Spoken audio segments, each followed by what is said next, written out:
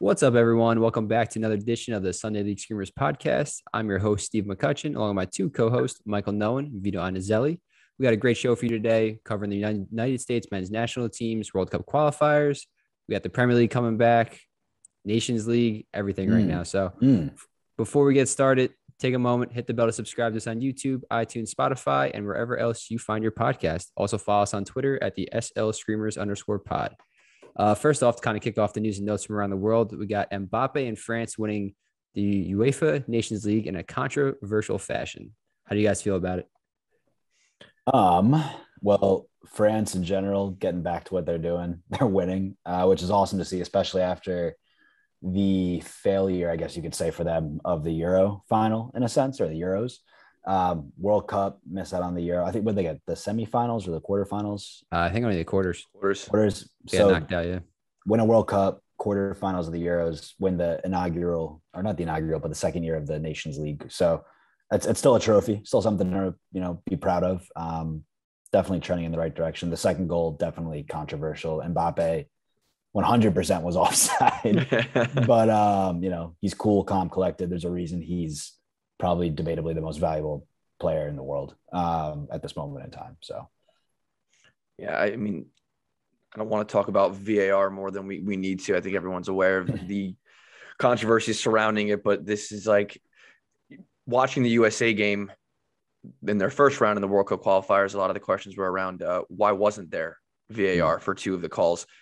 And then you look at this and you say, there was VAR and you still got it wrong. So it doesn't really matter at this point, whether it's here or not. I mean, every time you think this takes a step forward in the video technology, it just takes one massive step back. I mean, you're talking about a trophy final in the 80th minute of a game where Mbappe's a yard and a half offsides. And I know the reasoning, for anyone who's not aware, the reasoning behind it was on the ball played through into him. It took a slight touch off of Gabby's foot. I think it was Gabby at least.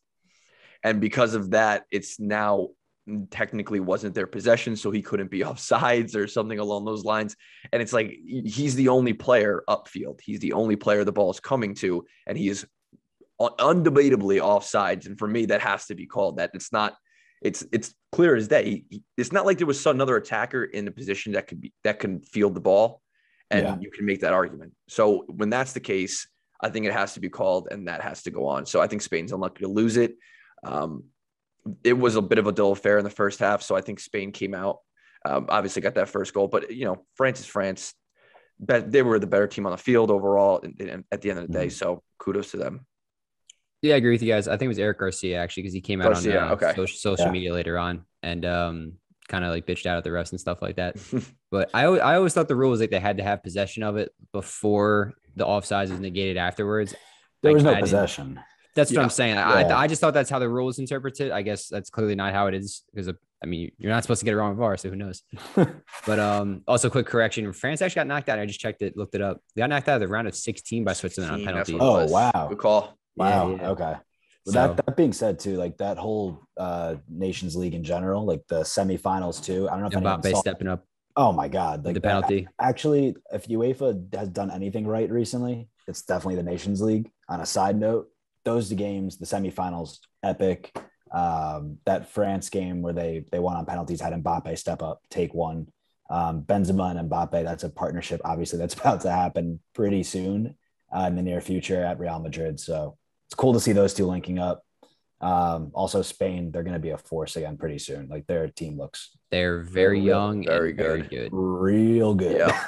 So really good. Then we got some news across in the Premier League. Newcastle buyout begins, and does it finalize yet? I don't know. Yeah, they basically announced it. Yeah. Okay. What are you guys thinking? I mean, they pretty much could buy the entire Premier League club over, I don't know, 10 times before. I'm terrified. I'm just utterly terrified. Financial fair play is in effect, right? I'm so afraid. Imagine a financial fair play rule in the Premier League where you're already generating more money than any other league in the world, and now you have owners that are like 5 times as rich as anyone else on the planet. This is terrifying.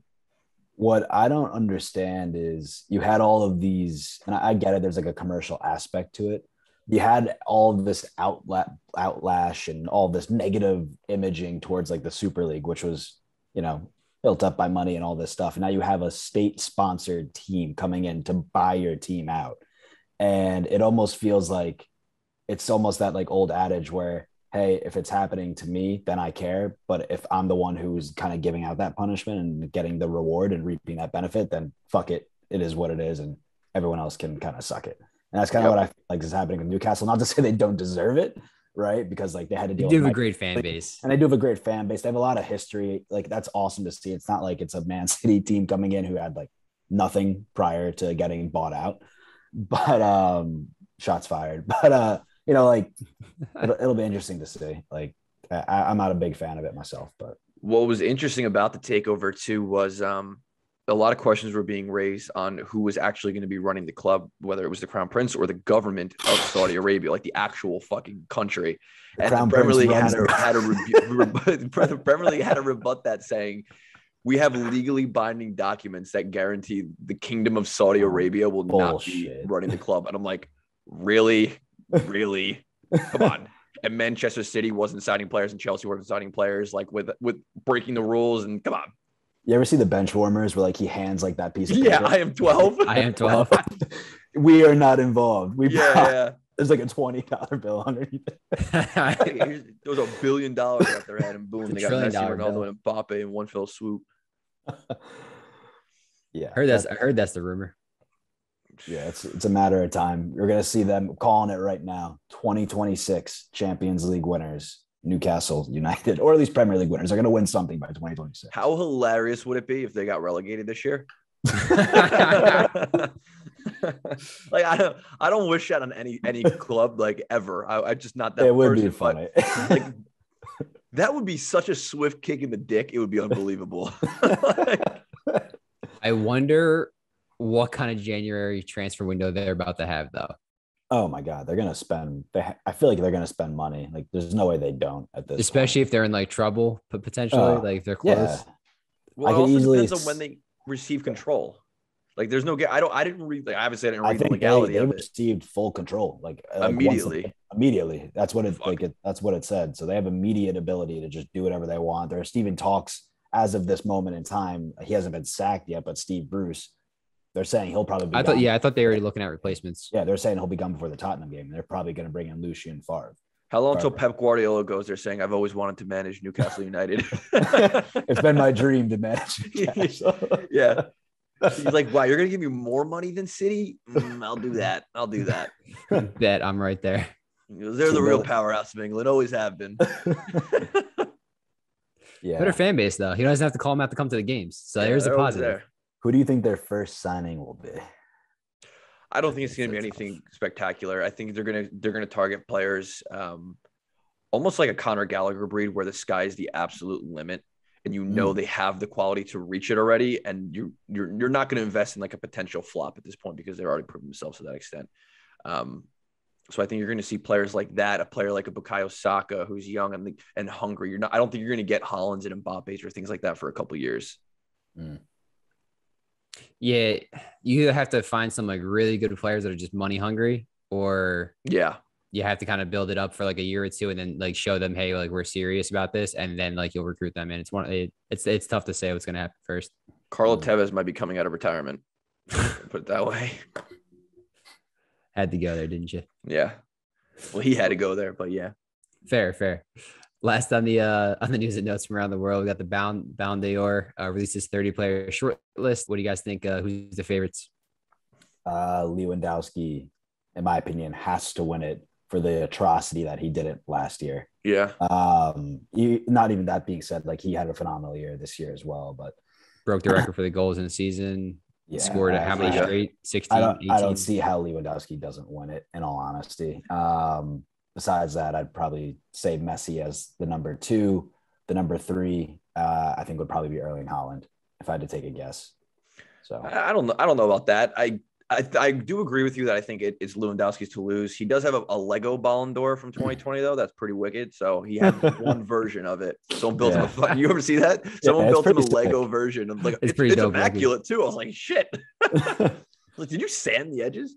But I mean, he wins the Bundesliga, the Pokal, the Club World Cup, and the Super Cup, and he scores 48 goals and 9 assists in 40 games and breaks a 40-year-old record on top of that in the Bundesliga. So I think it's definitely his.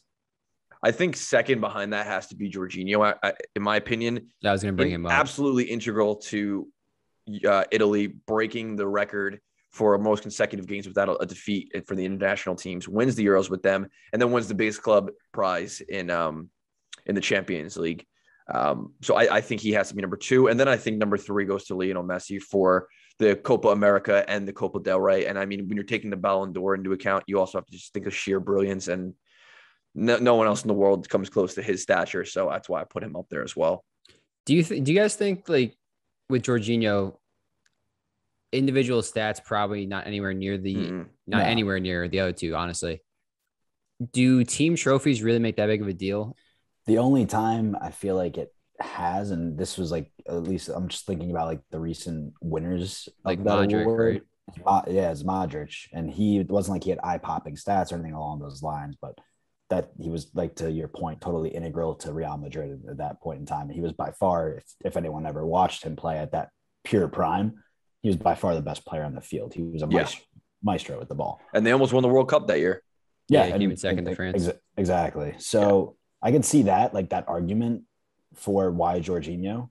Do I think he's at that Modric level? Do I ever think he will be? No, but no offense to Jorginho. But, I think he's definitely deserved a call up on this list. Do I think he's the second best option? Maybe not, but I think that's also just might be me being a little, let's just say, anti-Chelsea. No, I'm with you. I honestly don't think he deserves it. In my opinion, I would take Lewandowski every day of the week, and because I think it's the best individual player in like award. At least that's how I view the Ballon d'Or. And dude had an incredible season and should have won the previous one too. So I actually was in love with it when Modric ended up winning that year.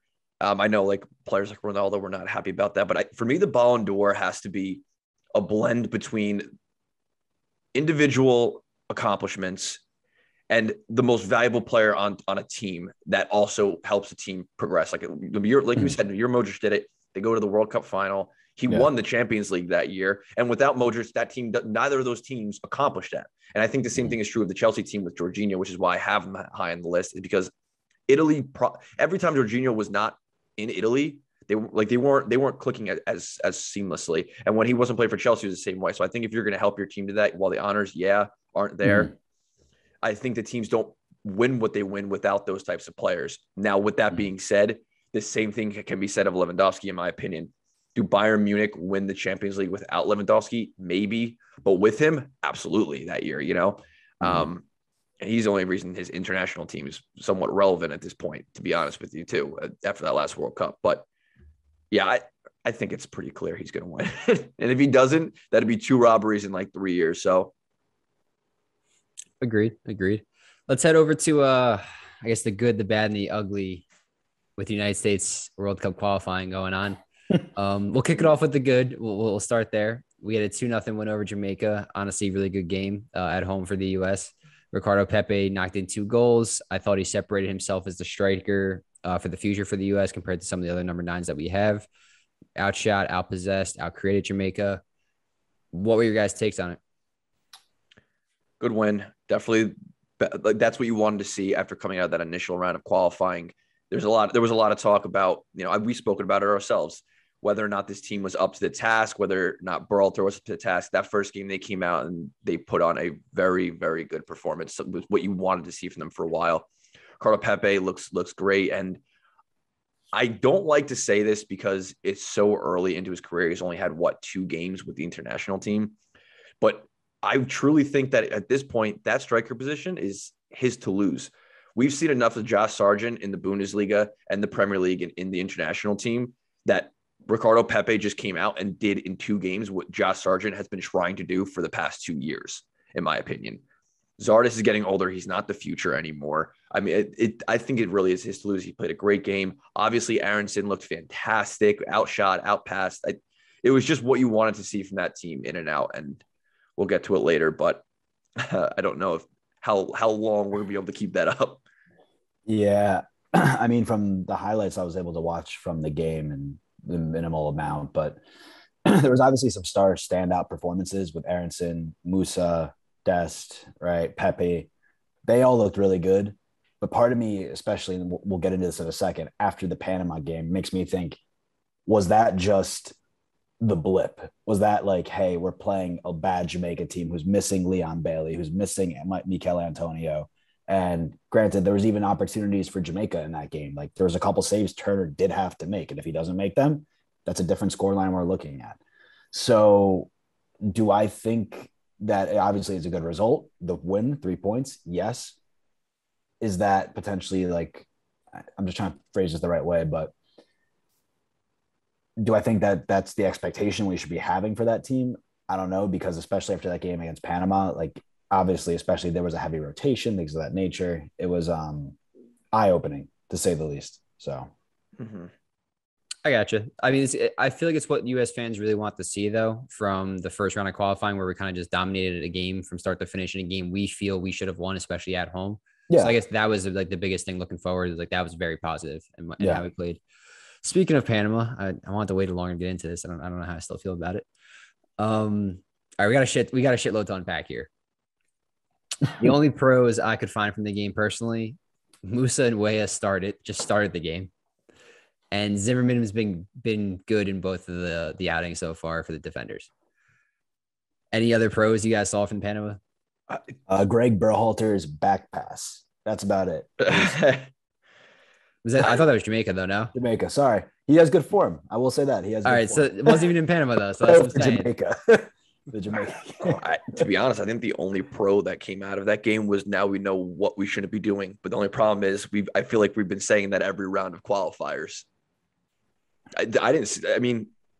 We had 0 shots on target, 5 shots in total, which is the lowest amount of shots in a World Cup qualifying since 2013 for this team. This is the first time we've ever lost to Panama, or maybe second time. I think it's the first time we've lost away. It's the third time total, first time in a qualifier. First time in a qualifier, that's what it was.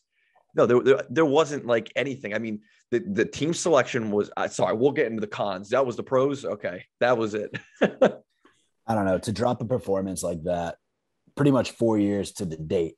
It was exactly 4 years. It was when Panama went into the World Cup and we lost. Yes. So when you lose to Trinidad and Tobago and to pull that shit, I mean, that's embarrassing. I'm going to be honest. That's beyond embarrassing. And that comes down, in my opinion, to Berhalter not being able to set the team up tactically right, put the right players in. I understand people are tired. Some people are injured. You have to make some rotations because it's very fast and furious with the fixtures.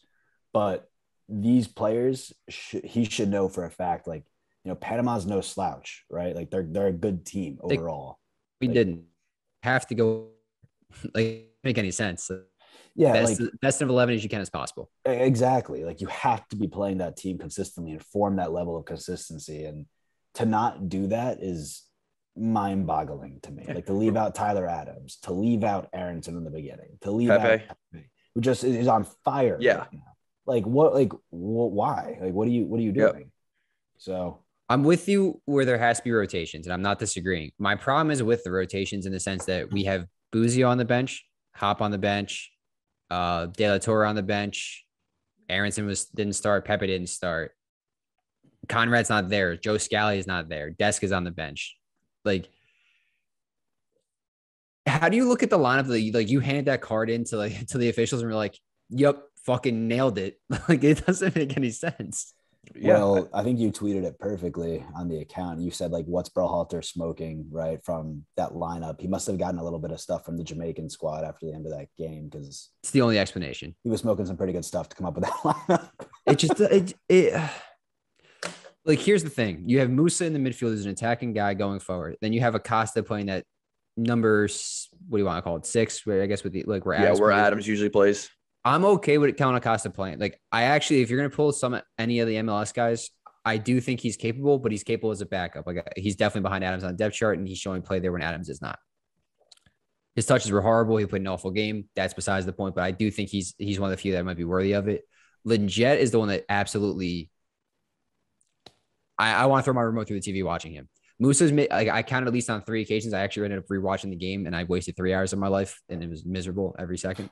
At least on 3 occasions, Musa was making a driving run through the midfield, laid it off to Lingette, and every time just backwards. And that's when he was making an attacking run. And that's not counting all the other times he just goes, I don't think this man turns around with the ball. Like, I don't know, like when you guys watch him, he takes it, looks backwards, defender, pass, done. He doesn't take the ball and turn and like go on the counterattack at all. It's the most nuts thing. I guess there's a sense of when you should be playing possession against certain teams, and I don't disagree with that. But we have plenty of other guys capable of doing that and also going forward. Yeah.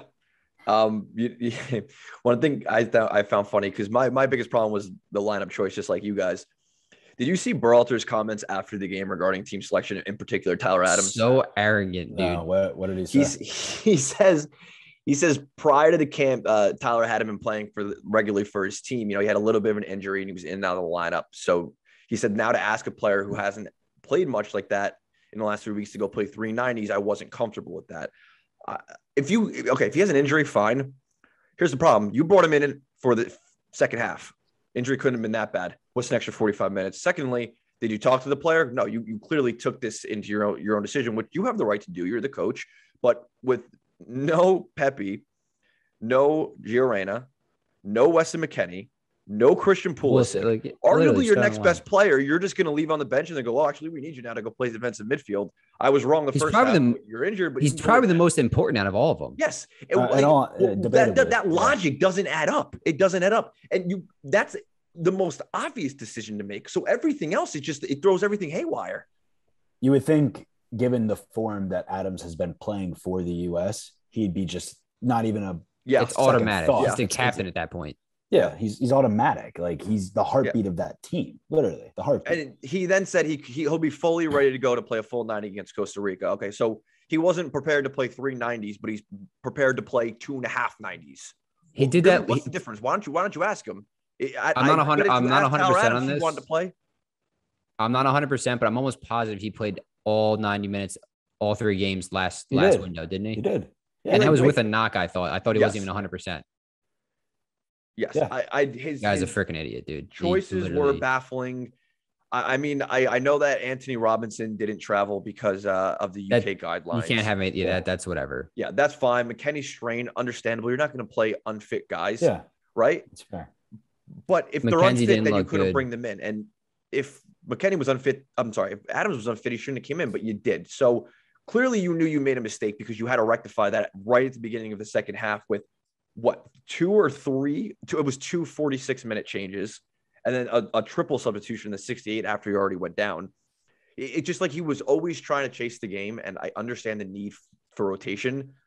But Pepe has 3 goals in 2 matches. He's playing and lights out for 3 the assists team right now, and he was consistently looked fantastic in the hold-up play against an arguably stronger Jamaica side, which you were clearly lacking. And I understand you thought Zardes was going to do that, but he didn't.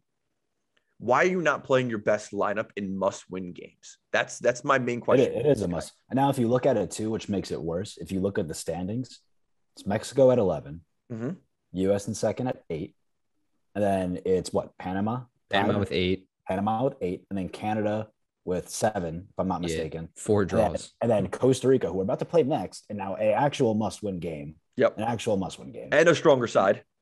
Yeah, and they're I think it's 6 or 5. They are without Joel Campbell and another big starter. I forget though off the top of my head. But now you're putting that pressure on the team where it shouldn't have to be there in that final game. If you and on himself. Exactly. And it doesn't make any sense why you would do that why do that to yourself and put that mental pressure on you. If this was over right now and we didn't make the World Cup, I wouldn't sit here saying, oh, it sucks. I'll tell you the truth. Right now, we don't deserve to go to the World Cup.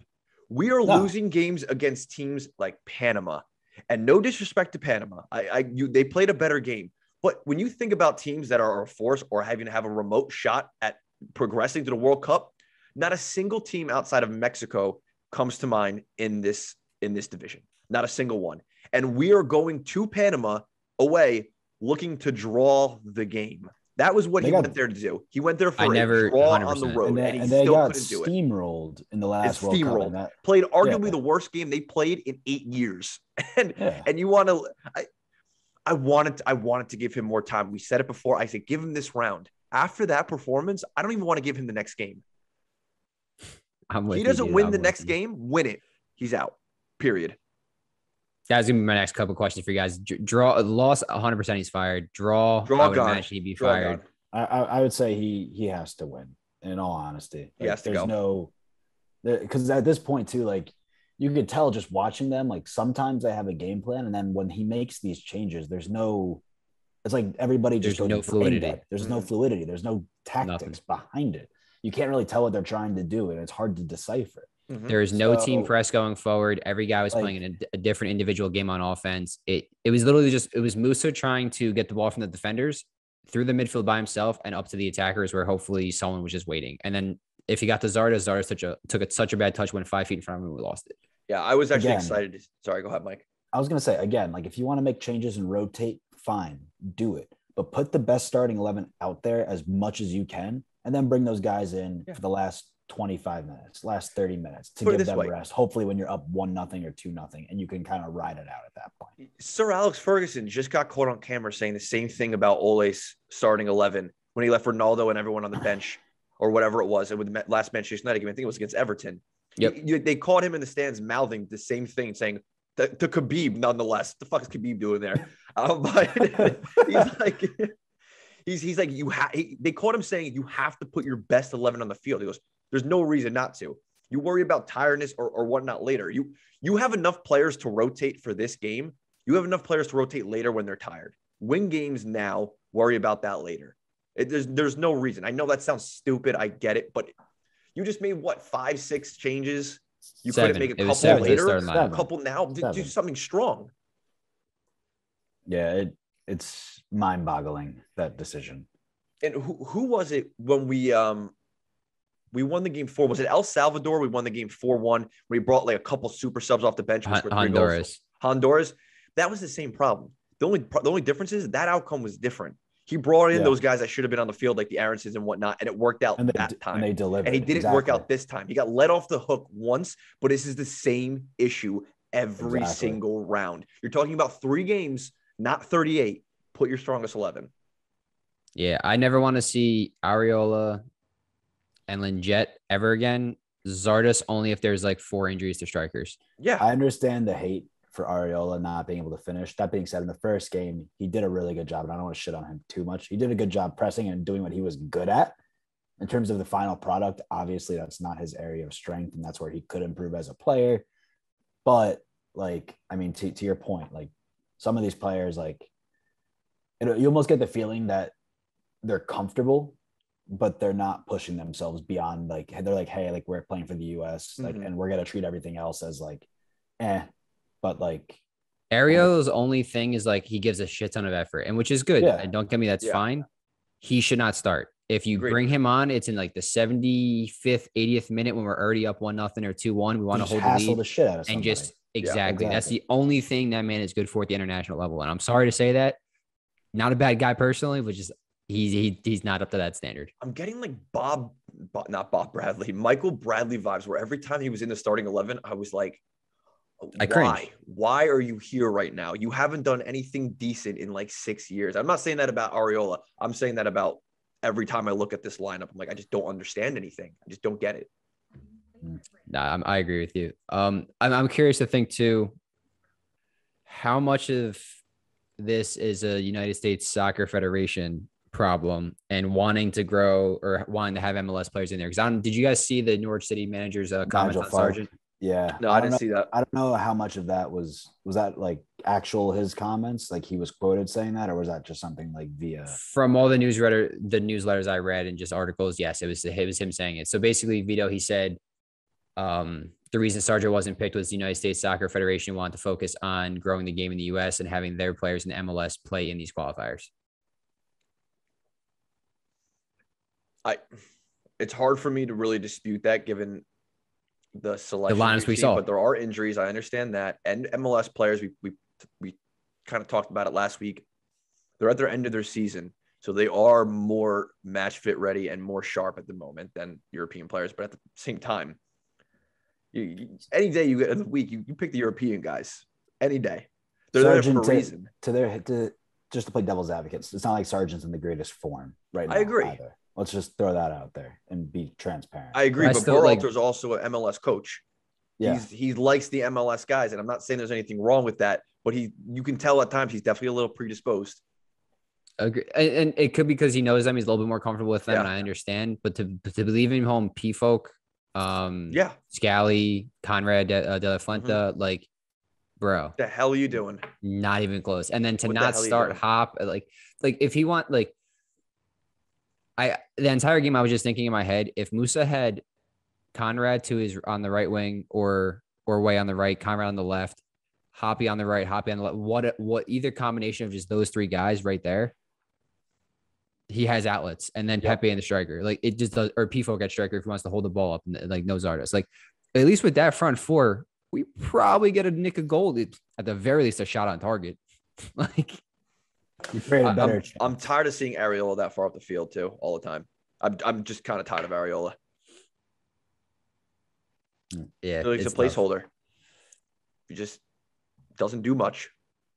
Well, for Gregg's sake and at least our sakes of not going insane, hopefully they win for multiple reasons. Would you guys be shocked if he gets fired after a win still? I'd be shocked if he gets fired after a win. If he gets fired after a loss or a draw, no, wouldn't be shocked. I would be a little surprised also, but I don't. If it did happen that way, I also wouldn't be upset about it. Like I do think he has to go. I think regardless of that, he's kind of in a Ronald Koeman situation to me. Unless you won every game for the next 10 games at this point, you're still going to face it. Yeah.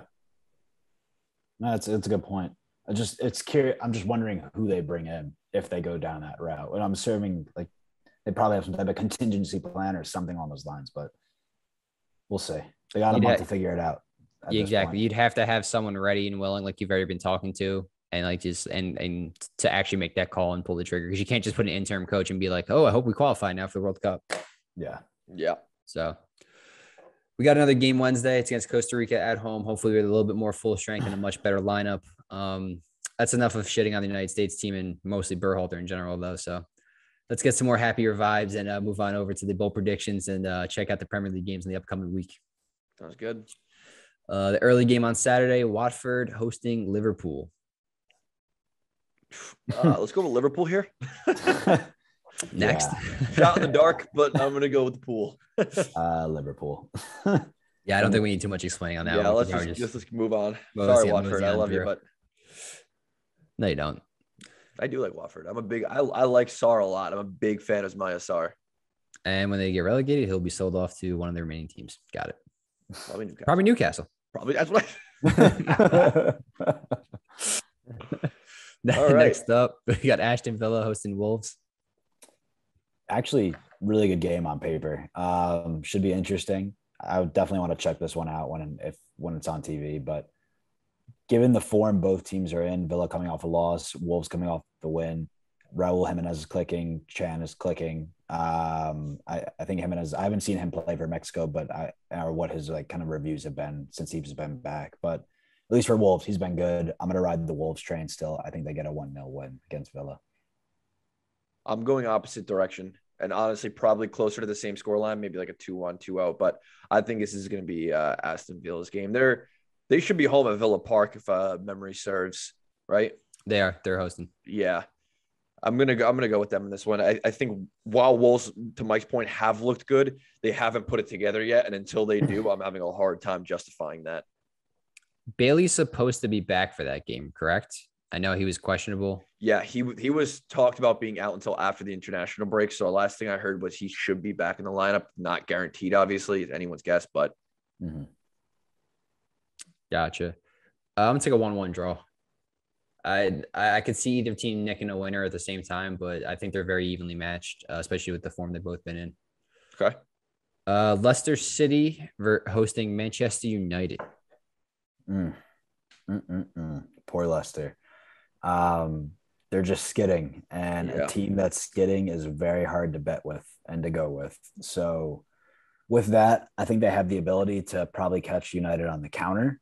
Jamie Vardy likes to come out, especially against the top 6 teams, and play them well. So I would expect a goal from him realistically if he's playing. I just think United, to our point, like I'm assuming Ole has heard the Ferguson comments, and he will probably play his best 11 realistically.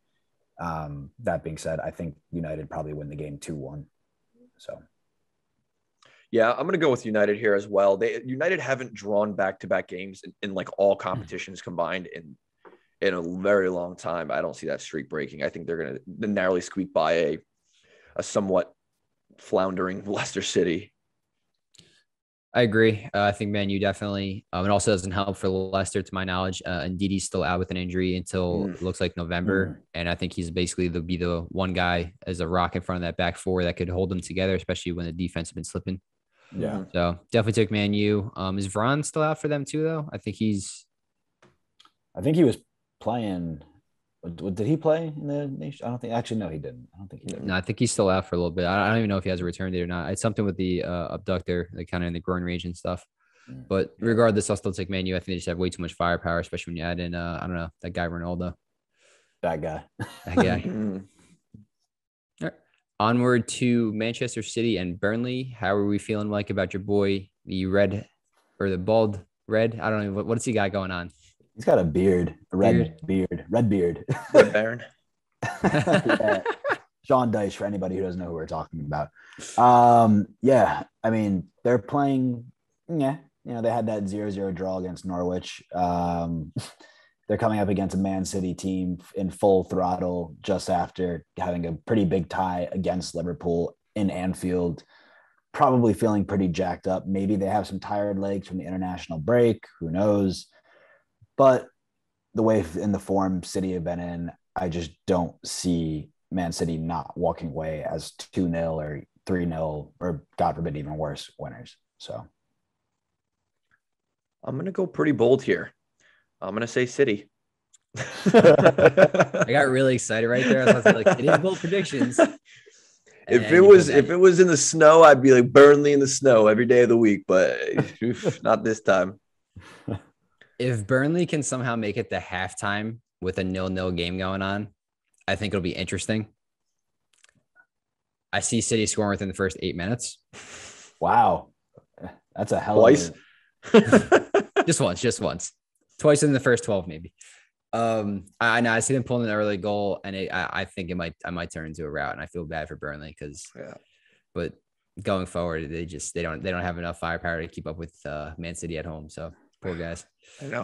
I love Burnley too. Like I would say outside of Chelsea, they're probably my favorite team in the Premier League. I just love the club, the way it's run, the way they're managed, and the fan base is incredible. But I'm not anywhere near that kind of love level on them.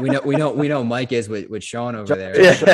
Just Sean Dyche. The rest of Burnley, I don't. I'm just kidding. I'm picturing Mike's closet kind of like Helga from Hey Arnold. It's a shrine, but it's Sean Dyche.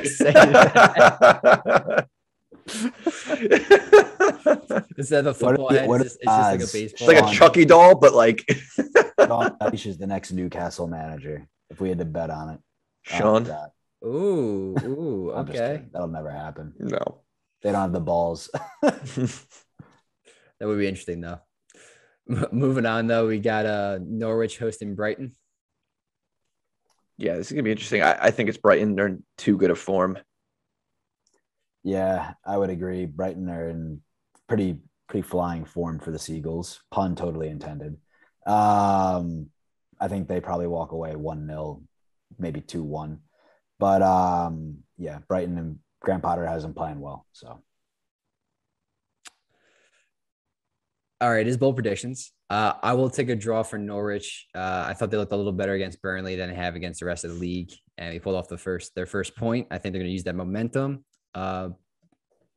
Cantwell's back. Listen, you sure you want to say that? You sure you want to think about it, Steve? I do. No. I want to say it. The standings are getting tight, Steve. Every decision matters, Steve.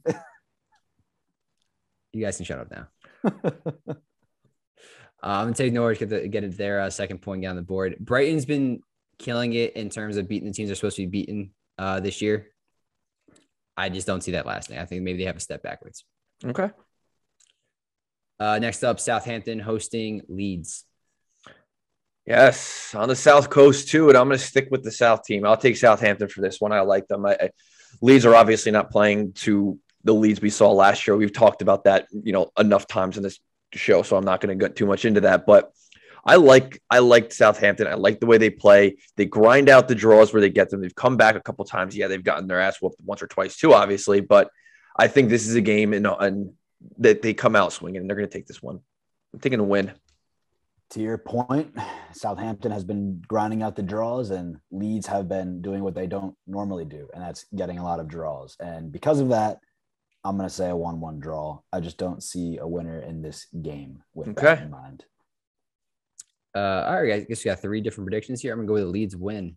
I thought they looked extremely good, and looked like themselves last year in their last game. So I'm going to take them going forward. Southampton could have nicked something off Chelsea in that second half, and they were very close to before that red card. So it's not going to be an easy game. Probably like 2-1 Leeds, maybe 3-1 if Southampton's pushing forward, trying to get an equalizer. Then the primetime game on Saturday, we got Brentford hosting Chelsea. I can't wait to see this. Potential game of the week. Yeah. It really is. It's hard to bet against Chelsea, but Brentford have been playing out of their skulls against the quote unquote big six, or any team that conceivably should be winning those games in, the neutral supporters' minds. I think Brentford's going to give them a game. I think it's going to be very, very similar to the Southampton game, where Chelsea might come out strong in the first 20 minutes or so, but kind of fall to the wayside, and Brentford's really going to pick that up and take it to them, especially on their home turf. But ultimately, I think the outcome will be the same. I think a little bit of quality is going to shine through. I mean, you're talking about table toppers, European champions, and I think they're going to find a way to nick it like a 2-1. I'd agree. I think the quality will outshine Brentford. Not to say that they won't put up a great fight, but I think Chelsea just have too much, both on the starting 11 and on the bench itself, to not nick a winner. So. I don't know if I want to jinx my boys or just take the draw here. All right, I already marked you for a draw. What's up? I already marked you for a draw. All right, it's down. Sucks to suck for me. Okay, next up, Everton hosting West Ham on Sunday. Oh, this is a tough one, but I go Everton. I love the way Everton's playing this year. I think they're arguably one of the – I can't believe I'm saying this because it's Rafa Benitez, but I think they're one of the best coach teams in the league at the moment. Everything they're doing just seems to be coming off for the most part. I mean, they were a little unlucky not to get that win against Manchester United too, in my opinion.